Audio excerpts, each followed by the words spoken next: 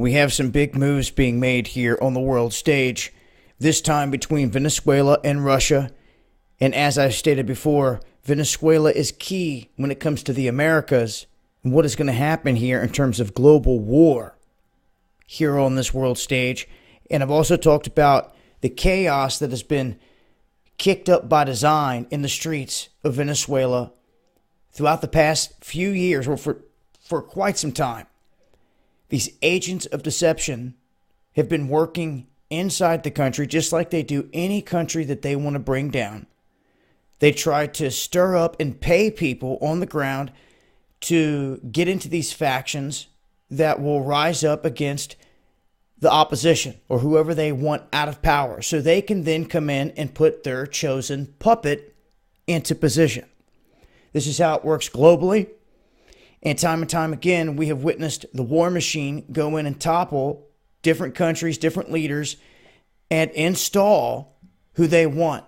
A prime example of running pretty much a whole elected office out of the country is Ukraine. And it wasn't Russia that did it. They all ran into Russia. So who did it? You already know who did it. But here on the world stage, they don't want to talk about that. You see, but that's how it works. See, in Venezuela, it is kind of a gatekeeper to getting further into South America, and plus they sit on a trove of oil reserves. Russia knows this, and strategically, Russia has positioned themselves once again as being a key player, especially in throwing a lifeline now to Venezuela. Venezuela is $3.2 billion in outstanding obligations here,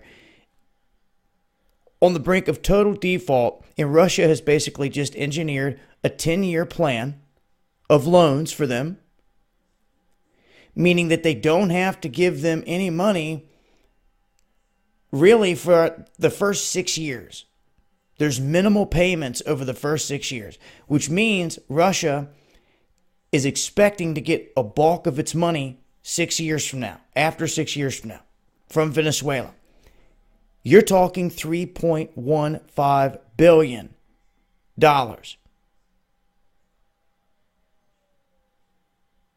Do you think that Russia is going to allow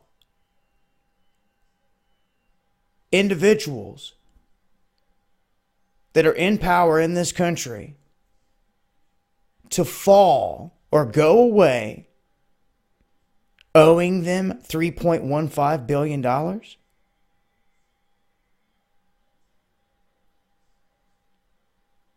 This is a huge move, in my opinion.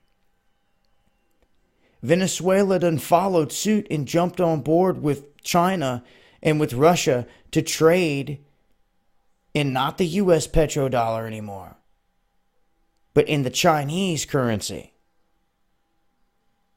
The only reason I think there hasn't been bigger war breakout sooner is because there's just so many of the things going on. Our troops are spread thin across the globe, and they've dropped threats about military action in Venezuela. I'm going to say it now. You're going to see it here in the next few months, in the coming months, into years. It's going to roll out to be chaos. And I see Russia and other allies stepping up militarily to back them and support them on their turf. Because now it's an asset. They have them right in the palm of their hand. There's no other details to this loan. So if they gave them $3.15 billion, you have to imagine they're making a boatload in interest. Therefore, this gives them the control. The ball is in their court. And then backed with China and deals with China, you're now talking about the Russian and Chinese forces entering Venezuela in a future military situation to defend the guys they have deals with, that they want in power. You see? So everything that's going on with Maduro right now is something to pay attention to, in my opinion. So, as things change, as always, I'll continue to update. But this is something to watch here, these deals that are going on between Venezuela, Russia, China, and others, because Venezuela is key. And I really do see things heating up here sooner than later. I'll leave a link. It's Badabu7.